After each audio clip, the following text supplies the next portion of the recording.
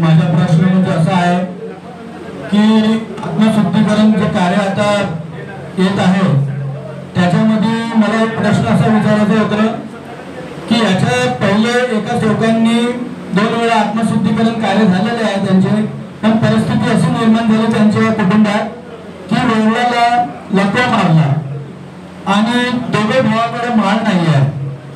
तर ते त्या दिवशी माझ्याकडे आले तर मी त्यांना म्हटलं की तुम्हाला माळ हवे तर तुम्हाला 11 दिवसाचं त्यागांचं कार्य करावं लागेल, त्यानंतर तुम्हाला माळ भेटेल. तर अजून एक प्रश्न असा विचारला त्यांनी की आत्मशुद्धीच्या कार्यामध्ये जर मला ते माळ भेटेल का, तर मी त्यांना म्हटलं की नाही, पहिले मी विचारतो, कारण की त्यांच्या 2 मुलांचं लग्न झाल्यानंतर आतापर्यंत त्यांनी 11 दिवसाचं त्यागांचं कार्य केलं नाही आहे. तर त्या दिवशी आला तर मी त्यांना विचारलं, मी म्हटलं मी उगमस्थान संस्थान टिंकीमध्ये जाऊन मी आपले शब्द ठेवून आणि त्यांना विचारून मी सांगतो म्हटलं तुम्हाला. तर त्याच्यासाठी कसं करावं लागतं?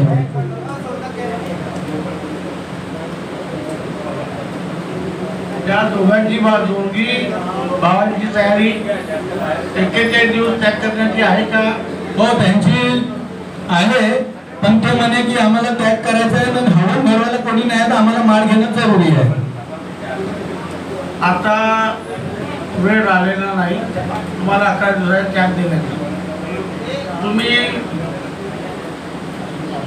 त्याला हे म्हणू शकता की 11 दिवसाचे जर त्यागाचे तेव्हा 42 दिवसाचे त्यागाचे कार्य करत असेल तर त्याला तुम्ही देण्याची गरज नाही. त्यांना सांगा की या परिपत्रकाप्रमाणे तो त्याग करू शकते आणि षष्टीच्या दिवशी माळ घेऊन जाऊन ते हवन करू शकतो. आणि जर त्यांना तेवढ्या दिवसाचे कार्य जमत नसेल पण तुम्ही नंतर कार्य देऊ शकत नाही, तुम्ही त्याला कार्य देऊ शकत नाही. जर त्याची इच्छा झाली की नाही मी 41 दिवसाचे न करता मी 21 दिवसाची करतो किंवा 11 दिवसाची करतो, तर त्यांनी या नियमावलीप्रमाणे पॉम्पलेटप्रमाणे तशी तारीख काढून 11 दिवसाचे किंवा 21 दिवसाचे कार्य करायचे. 13 तारखेला कार्य संपन्न असे करायचे, 14 तारखेला समाप्ती करायची, 14 तारखेला इथून माळ भेटेल, माळ घेऊन जाऊन आपला हवन करा. धन्यवाद. मानकर, नंदुरी परिसर कार्यकर्ता. माझा असा प्रश्न होता भाऊ, म्हणजे हे त्यागाचे कार्य सुरू असताना जे मुलं शाळेमध्ये जाते त्यांच्याच घरून जाते पण ते बाहेरगावले जाते आणि थोडं टिफिन वगैरे सोबत घेऊन देत नाही, तर आपण त्या मुलाला सूट देऊ शकतो का त्या गोष्टीसाठी? 6 वर्षापर्यंत सूट दिली आहे ना? नाही, त्याच्यावरचे आहे, 9व्या त्याच्यावरच्या मुलाला सूट देता येणार नाही.